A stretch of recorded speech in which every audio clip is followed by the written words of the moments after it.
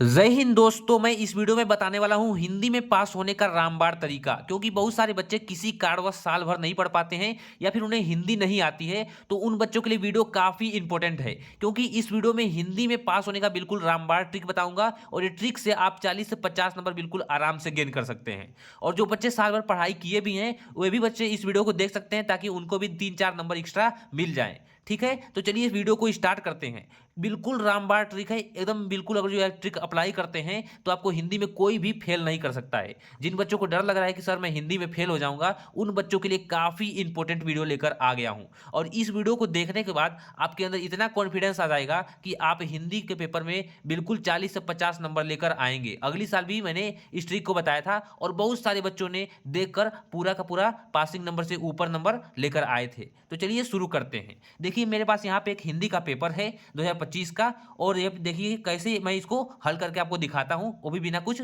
पढ़े।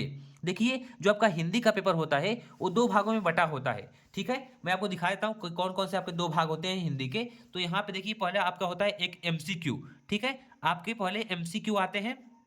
ठीक है, और दूसरे आपके आते हैं सब्जेक्टिव। ठीक है, आपके एमसीक्यू हो गए और आपके सब्जेक्टिव हो गए। आपके एमसीक्यू आते हैं टोटल 20 नंबर के, आप लोग तो जानते ही होंगे, और सब्जेक्टिव आपके आते हैं 50 अंक के।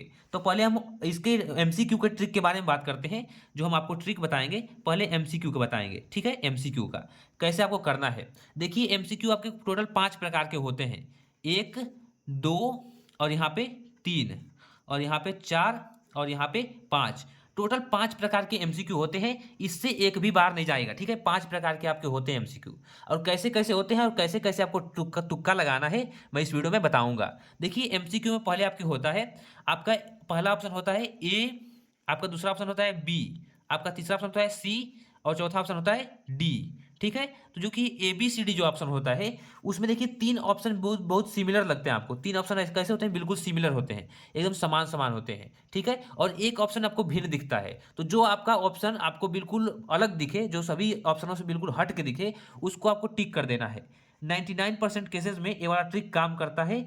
मैं आपको कल भी दिखाया था एक पेपर में कि आप लोग देखा था कि जो आपका बिल्कुल सबसे अलग होता है उसको अगर आप टिक करते हैं तो 99% है कि वो सही होगा।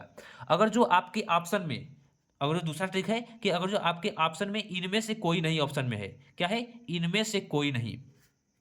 ठीक है, अगर जो आपके ऑप्शन में क्या है, इनमें से कोई नहीं, तो आप क्या करेंगे, उसको टिक करेंगे। क्योंकि ये भी मोस्ट ऑफ द केसेस में सही होता है। मोस्ट ऑफ द क्या है, तो हमेशा सही होता है। तीसरा आपका टाइप होता है कि ए और बी दोनों, ए और बी दोनों। ऐसा आपने देखा होगा ऑप्शन में कि ए या तो फिर या मतलब कि या तो दूसरा या तो ए और बी दोनों। तो आपको जो ए और बी दोनों होता है उसको टिक करना रहेगा, ए और बी दोनों को। अब यहाँ पे देखिए चौथा आपका टाइप आता है कि आपको विधा पूछता है कि किस विधा की रचना है। आप लोगों ने देखा होगा हिंदी में पूछता है किस विधा की रचना है। अगर जो आप कुछ भी नहीं पढ़ के गए हैं तो आपको जब उपन्यास दिखे ऑप्शन में, क्या दिखे, उपन्यास। ठीक है, तो आप उसको 99% केसेस में उपन्यास सही होता है। आप लोग इसको टिक कर लीजिए कि 99% केसेस में उपन्यास सही होता है। अगर जो आपको ऑप्शन में पूछे कि ये किस विधा की रचना है, अगर जो आपको कुछ नहीं दिखे ऑप्शन में, अगर जो आपको उपन्यास दिखे तो आप उपन्यास को ही टिक करेंगे, क्योंकि मोस्ट ऑफ द केसेस में उपन्यास आपका सही होता है। ठीक है, तो आपका पहला तरीका हो गया कि सबसे अलग दिखेगा, दूसरा इनमें से कोई नहीं होगा, और जो ए और बी दोनों होगा। तो अगर जो पांचवा प्रश्न आपका है, देखिए जो पांचवा होता है वो किस प्रकार का होता है। ठीक है, तो पांचवें में देखिए आपके ए ऑप्शन रहेगा, बी ऑप्शन रहेगा और सी ऑप्शन रहेगा और डी ऑप्शन रहेगा। ठीक है, और देखिए अब इसके बाद से क्या होगा कि मोस्ट ऑफ द केसेस में मैंने देखा पाया है कि जो आपका बी वाला ऑप्शन होता है, बी वाला ऑप्शन वो आपका करेक्ट होता है। नहीं तो आपका कौन सा ऑप्शन करेक्ट होता है, आपका डी वाला ऑप्शन करेक्ट होता है। ठीक है, ए भी, ए और सी नहीं होते हैं अधिकतर केसेस में। अधिकतर केसेस में बी और डी आपके करेक्ट होते हैं। अगर जो आपको नहीं याद हो रहा है तो आप लोग किसी एक को मार दीजिएगा, जो आपका लक सही रहेगा तो कोई आपको एक सही हो जाएगा। तो ये पूरा पूरा एमसीक्यू का ट्रिक था, क्योंकि 5 ही प्रकार के आपके एमसीक्यू आते हैं।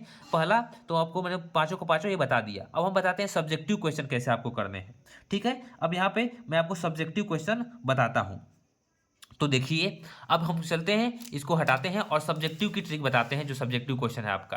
तो देखिए यहाँ पे आपका ये पेपर हो गया और पेपर में हम आते हैं सब्जेक्टिव क्वेश्चन पे। ठीक है, और वहीं से आपका ट्रिक बताएंगे। तो यहाँ पे देखिए आ गया सब्जेक्टिव क्वेश्चन। अब देखिए यहाँ पे दिया है खंड ब वर्णनात्मक प्रश्न। बोला है कि दूसरी बात जो इस संबंध में विचारणीय है वह यह है कि संस्कृति अथवा, ठीक है, इतना आपको मान लीजिए पढ़ना नहीं है, डायरेक्ट आप क्वेश्चन पढ़िए। दिया कि उपयुक्त गद्यांश का संदर्भ लिखिए। तो मान लीजिए कि आपने तो पढ़े नहीं है साल भर, आपको इसका पूरा संदर्भ नहीं याद आ रहा है कि किस चैप्टर का है, किस चैप्टर से लिया गया है, इसके लेखक का क्या नाम है, आपको पता नहीं है। पहले एक बार पूरा पूरा पैसेज पढ़ जाइए, क्या पता कुछ मिल जाए ऐसा कि आप समझ जाए।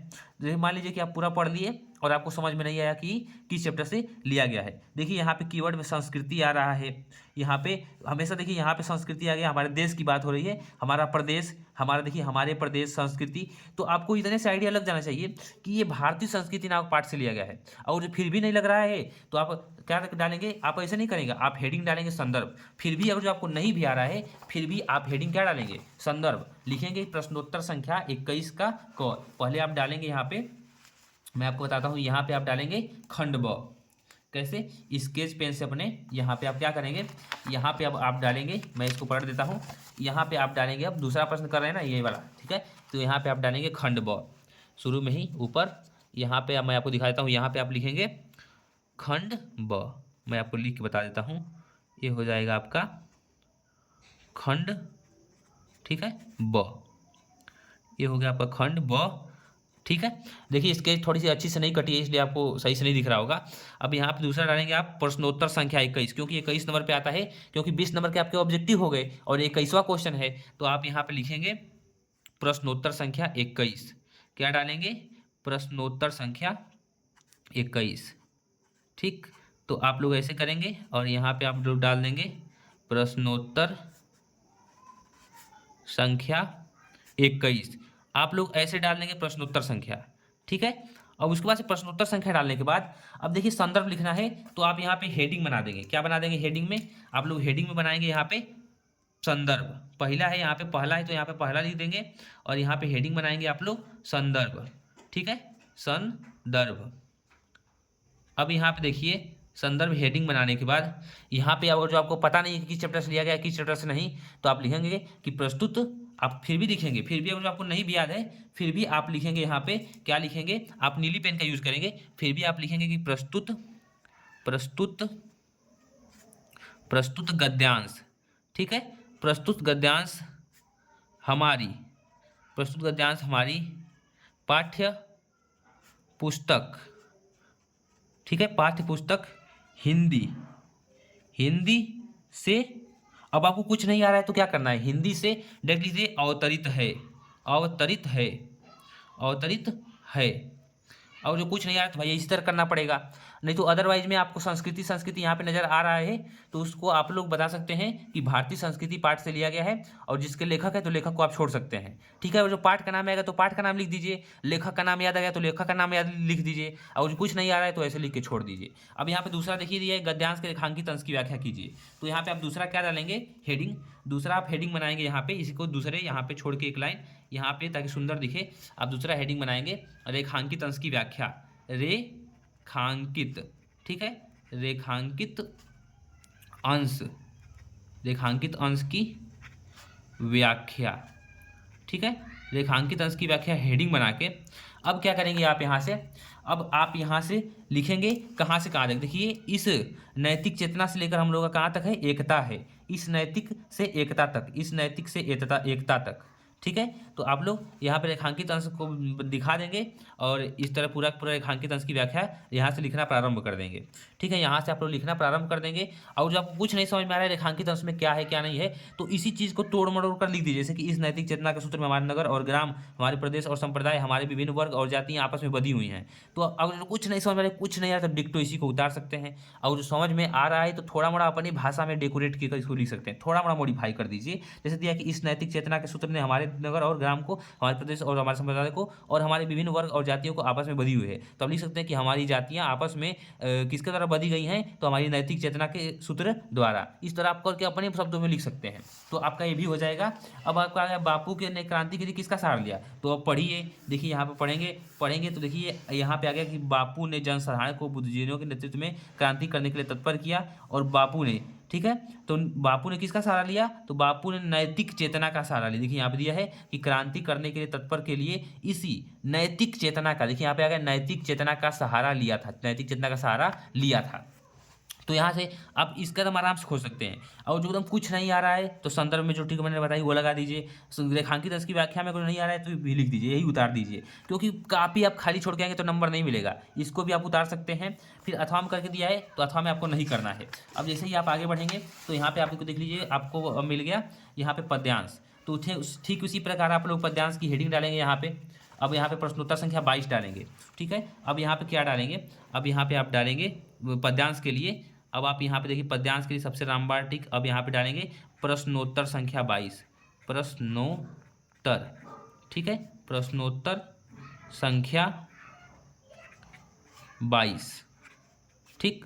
प्रश्नोत्तर संख्या 22 डाल देंगे और उसके बाद से अब यहाँ से लिखेंगे, लिखना प्रारंभ करेंगे। अब यहाँ पे देखिए, आपको यहाँ पे उपयुक्त गद्यांश का पद्यांश लिखिए, अरे संदर्भ लिखिए। तो संदर्भ पद्यांश का संदर्भ लिखना है आप लोगों को। फिर रेखांकित अंश की व्याख्या, उससे पहले आप लोग डालेंगे कि सहे से लेकर है सोने से, सहे से लेकर है सोने तक, सहे से लेकर है सोने तक। तो आप लोग दिखा देंगे कि हाँ यहीं से चालू है हमारा, तो लिख देंगे सहे।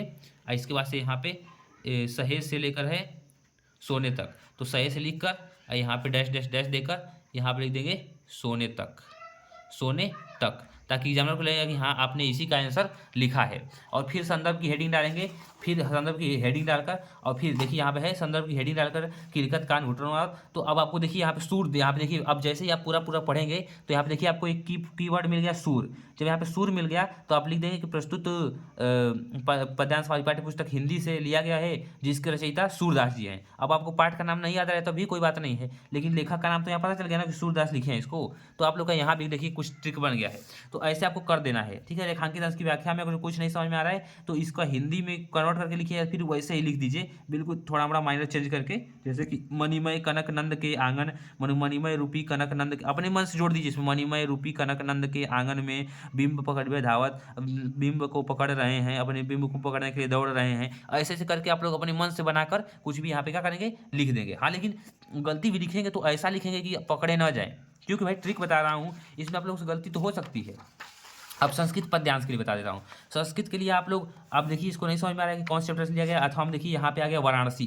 तो आप इसको याद ही कर लीजिए, क्योंकि वाराणसी नामक चैप्टर बहुत फेमस है, इससे हर साल एक आपका गद्यांश आता ही आता है।